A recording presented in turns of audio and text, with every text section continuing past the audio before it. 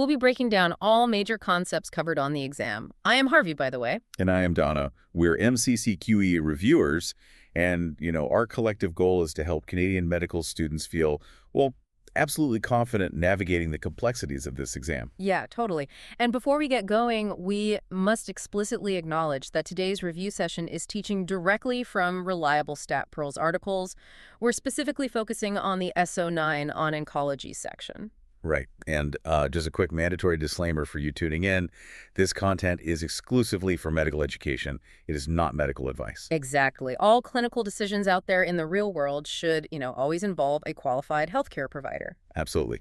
So our mission today focuses on general oncology, but we are really zeroing in on paraneoplastic syndromes. Oh, this is a big one. It is. By the end of this session, you need a rock-solid understanding of the underlying pathophysiology, the clinical presentations, diagnostic workup, and the management steps. And above all, we are going to dissect the high-yield tracks, right?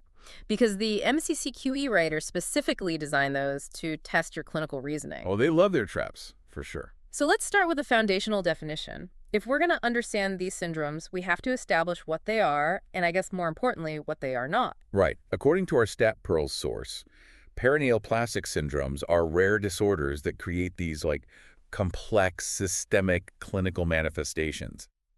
And they're all triggered by an underlying malignancy. But here is the defining exam distinction, the concept you must absolutely anchor in your mind for every single oncology vignette. Yeah, this is crucial.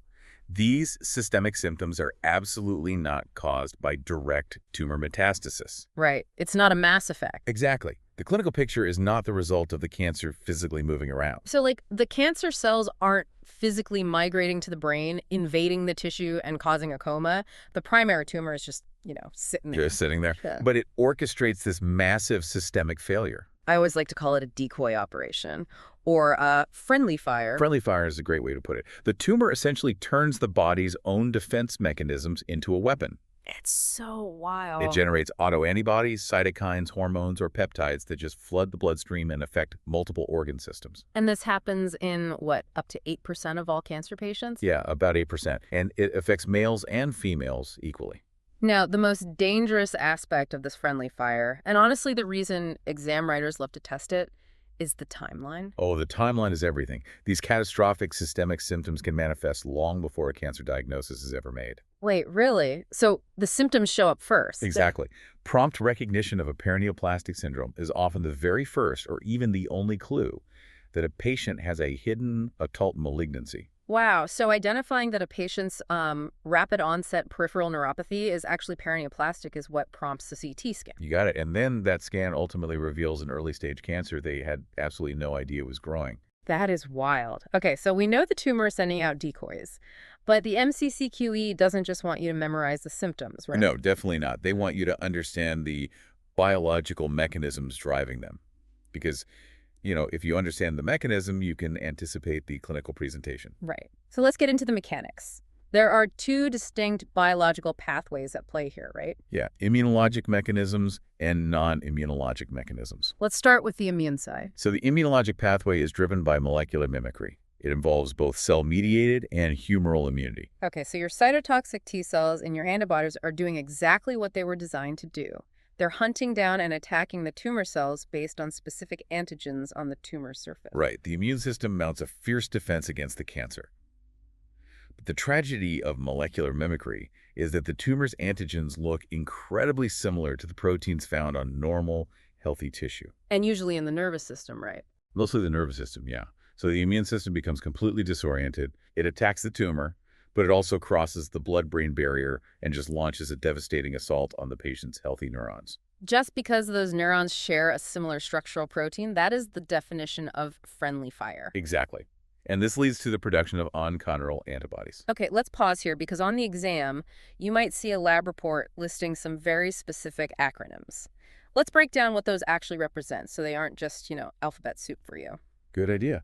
You'll see type 1 and type 2 antineuronal nuclear antibodies. Those are ANA1 and ANA2. Right, and there's collapsing response mediator protein 5, or CRMP5. Yeah, and you might also encounter Purkinje cell cytoplasmic antibody type 1. which is PCA1. But the goal isn't necessarily to memorize the exact cellular binding site for every single one of those. No, not at all. The key for the MCCQE is pattern recognition. Right, exactly. If you see NNA1 anti-NMDA receptor antibodies or anti-acetylcholine receptor antibodies in a vignette, your clinical reasoning should immediately pivot. You're no longer just looking at a primary neurological disease. You are looking at an immune system that's been tricked by a tumor. Exactly. That covers the immunologic side where the immune system gets confused. But what if the tumor isn't tricking the immune system? Yeah, what if it's acting as a rogue organ itself? Right, that brings us to the non-immunologic mechanisms. In this scenario, the malignant cells undergo genetic deregulation. And they begin inappropriately synthesizing and secreting active hormones or cytokines, just completely bypassing all the body's normal negative feedback loops. It's terrifying, honestly. A lung tumor might start secreting ectopic antidiuretic hormone, ADH. So the body's just flooded with ADH. Exactly. The kidneys retain massive amounts of free water, and the patient develops profound, life-threatening hyponatremia. Or the tumor might secrete ectopic parathyroid hormone-related peptide, PTHrP. Which binds to bone and kidneys, ripping calcium into the bloodstream and causing massive hypercalcemia. We also see this non-immunologic mechanism in hematological malignancies, don't we? Yeah, we do. These cancers can produce rogue immunoglobulins that specifically target the myelin sheaths of the peripheral nervous system. Leading to severe peripheral neuropathy. Precisely. Okay, let me pause here and bring up an assumption that trips up a lot of students when they first encounter these concepts. Oh, the staging trap. Let's hear it. Yeah. Let's say you're reading a vignette. The patient is exhibiting catastrophic symptoms, like they have rapid onset limbic encephalitis, they're seizing, or they have severe refractory hypercalcemia. Right. The natural instinct is to assume that if the systemic symptoms are that severe, the underlying cancer must be late stage, widespread, and metastatic. And that is the ultimate MCCQE trap. We need to dismantle that assumption entirely for you. So severity doesn't equal stage. Absolutely not. The severity of the clinical manifestation does not associate with the clinical or pathological stage of the underlying malignancy. And the severity of the paraneoplastic syndrome isn't a prognostic indicator for the cancer itself either, right? Exactly.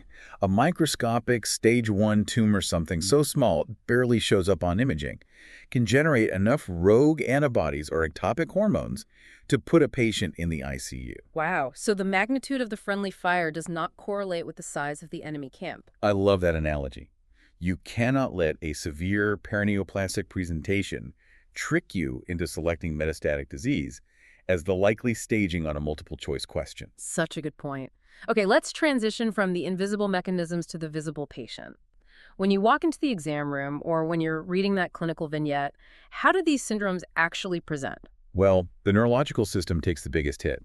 Neurological manifestations, particularly neuropathies, are the most common presentation of paraneoplastic syndrome. Right, and an international neurologist panel actually established specific diagnostic criteria for these, didn't they? Yeah, because they're just so prevalent. You need to watch for classic presentations like encephalomyelitis, limbic encephalitis, and subacute cerebellar degeneration. One presentation you absolutely have to be able to visualize is opsoclonus myoclonus syndrome. Oh, definitely. It's often described as like dancing eyes, dancing feet. When you walk into the room, the patient has these rapid, multidirectional, involuntary eye movements. That's the opsoclonus. Right, paired with quick, involuntary muscle jerks, which is the myoclonus. It looks chaotic, almost like a severe medication toxicity, but it's often paraneoplastic. Another highly testable neurological presentation is Lambert-Eaton myasthenic syndrome. This is a classic exam favorite. Because they want to see if you can differentiate it from myasthenia gravis. Exactly. Both cause weakness, but the underlying mechanisms are completely different. So myasthenia gravis involves antibodies attacking the acetylcholine receptors on the muscle itself. Right.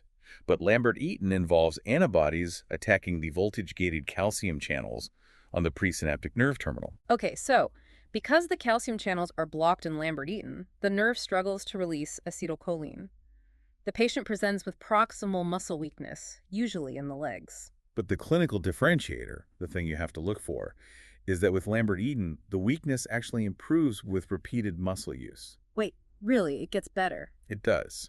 As the patient repeatedly fires the muscle, calcium builds up in the presynaptic terminal, eventually forcing enough acetylcholine into the cleft to improve the contraction. Well, that makes so much sense. So myasthenia gravis gets worse with use, Lambert-Eaton gets better. Exactly. Now, we've seen how the nervous system gets targeted. Let's look at the metabolic chaos caused by the non-immunologic mechanisms. Okay, endocrine. If a patient presents with sudden, unexplained central obesity, moon phases, and purple striae, you have to consider a tumor-producing ectopic ACTH. Driving a Cushing-like syndrome, absolutely. And for the endocrine system, your antenna should also go up for ectopic ADH, causing SIADH, and that profound hyponatremia we discussed. And ectopic PTHRP driving severe hypercalcemia. Exactly. Yeah. But the blood isn't immune to this chaos either. Hematological presentations can be incredibly stealthy, Yeah, patients might appear entirely asymptomatic during a routine checkup. but eventually they can present with pallor, profound fatigue, or sudden dyspnea. The critical presentation to watch for in a vignette, though, is venous thromboembolism, or VTE. If you're presented with a patient who has an unprovoked VTE, so no recent surgery, no long flights, no genetic clotting disorders, you must keep an occult malignancy high on your differential. Because tumors create a hypercoagulable state. You might also see lab findings like granulocytosis, pure red cell aplasia, or DIC, but the finding that should really set off alarm bells is thrombocytosis. Right, an elevated platelet count. According to the StatPearls text, patients with paraneoplastic thrombocytosis actually face the worst outcomes and typically present at an advanced cancer stage. Why is that? Because the tumor microenvironment secretes massive amounts of inflammatory cytokines, like interleukin-6, which drives the bone marrow to overproduce platelets. And those excess platelets essentially cloak the tumor cells in the bloodstream, shielding them from the immune system and promoting further metastasis. That totally explains why it carries such a poor prognosis. You also have miscellaneous presentations that just, degrade the patient's quality of life. Like neoplastic fever that just won't respond to antibiotics. Right. Or severe cachexia and muscle wasting. Anorexia and dysgeusia, where the patient experiences a terrible, altered sense of taste. So because these presentations affect so many organ systems, you need to know which malignancies are the most common culprits. Okay, let's list them. If you suspect a paraneoplastic syndrome, what are the primary cancers you need to hunt for? Mostly lung cancer, especially small cell lung cancer. Also breast cancer, hematological malignancies, medullary thyroid cancer, gynecological malignancies, and prostate cancer. Which brings us to the most difficult part of the exam, navigating the differential diagnosis maze. Oh yeah, exam writers know that paraneoplastic syndromes mimic a dozen other common diseases. And they will definitely test your ability to methodically rule out other etiologies. Because paraneoplastic syndrome is definitively a diagnosis of exclusion. Exactly. You cannot jump straight to an oncology workup without systematically eliminating the more common, immediate threats to the patient's life.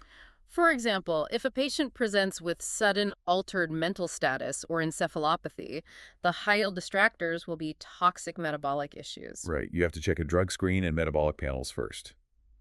You must rule out infectious encephalitis by doing a lumbar puncture and looking for bacterial, viral, or fungal etiologies. What about psychiatric mimics? Are those common on the exam? Incredibly common. A vignette might describe a patient exhibiting bizarre behavior, paranoia, or acute depression, making it look like a new-onset personality disorder. But in reality, they're suffering from paraneoplastic limbic encephalitis, which is physically altering their brain chemistry. Let me stop you there, though, because the rheumatologic mimics are where the exam gets really devious. Oh, for sure. Let's talk about polymyalgia rheumatica, PMR. If I'm reading a vignette about an older patient with severe bilateral shoulder and hip pain and a highly elevated ESR, my brain immediately screams standard rheumatology. Right, naturally. How am I supposed to know if cancer is hiding in the background? That is a phenomenal question. PMR is a classic mimic. The key here is in the treatment response. Okay. Classic, non-malignant PMR responds dramatically and rapidly to low-dose corticosteroids. Oh, so if you give the patient steroids and their symptoms resolve almost overnight, it's likely standard PMR. Exactly.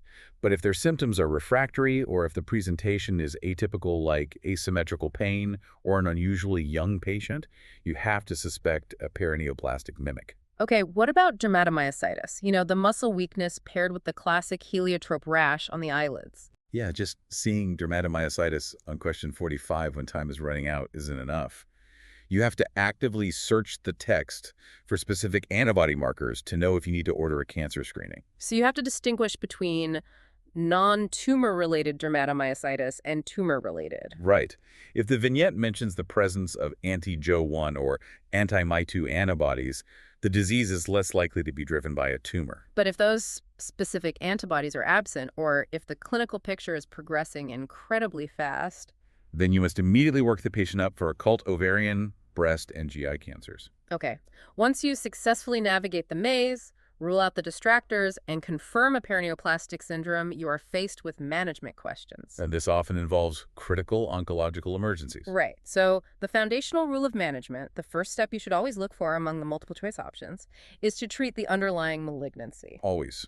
Whether the plan involves surgical resection, chemotherapy, or radiation, eradicating the tumor removes the source of the oncondyral antibodies or the ectopic hormones. Once the tumor is gone, the systemic syndrome typically begins to resolve. Exactly.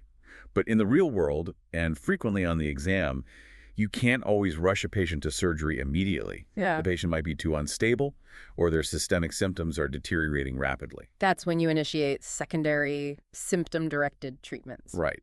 Since the immunologic paraneoplastic syndromes are driven by a rogue autoimmune response, the patient requires aggressive immunosuppression to stop the friendly fire. So we use high-dose corticosteroids, IVIG, or plasma exchange to physically filter the offending antibodies out of the blood. Spot on. Let's do a deep dive into one specific oncological emergency that is guaranteed to show up: tumor-related hypercalcemia. Oh, absolutely guaranteed. We're talking about critical calcium levels exceeding 14 milligrams per deciliter, or 3.5 millimoles per liter. This requires a very methodical, sequenced response. The sequence is non-negotiable. Step 1 is always aggressive intravenous hydration with normal saline. Because these patients are profoundly dehydrated, right? High calcium induces nephrogenic diabetes insipidus. Exactly. You must restore their intravascular volume to increase glomerular filtration and physically flush the calcium out through the kidneys. I always picture hypercalcemia management as a relay race. Boy, you like that. Yeah. So aggressive IV fluids are the starting runner. They get the fluid moving and start the calcium wasting. But you have to monitor the patient closely. If you pump an elderly patient full of saline, they might develop fluid overload and pulmonary edema. And if signs of fluid overload develop, you hand the baton to the next intervention. Intravenous loop diuretics, like Lasix. Right. Lasix helps clear the excess fluid while continuing to force the kidneys to excrete calcium. So fluids and Lasix have run their leg of the race. But if the calcium is still hovering at dangerous levels, we need a rapid intervention. That brings in intravenous calcitonin.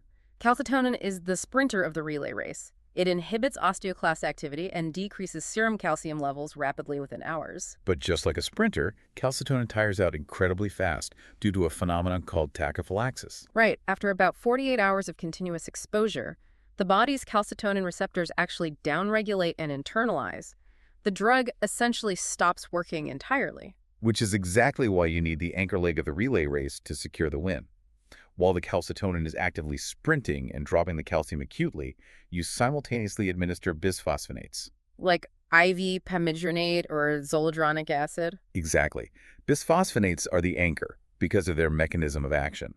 They bind to the bone matrix and are ingested by the osteoclasts, eventually triggering the osteoclast to undergo apoptosis. But that biological process takes like 24 to 48 hours to fully kick in? Right, they offer zero help in the first critical hour, which is why the fluids and calcitonin are mandatory.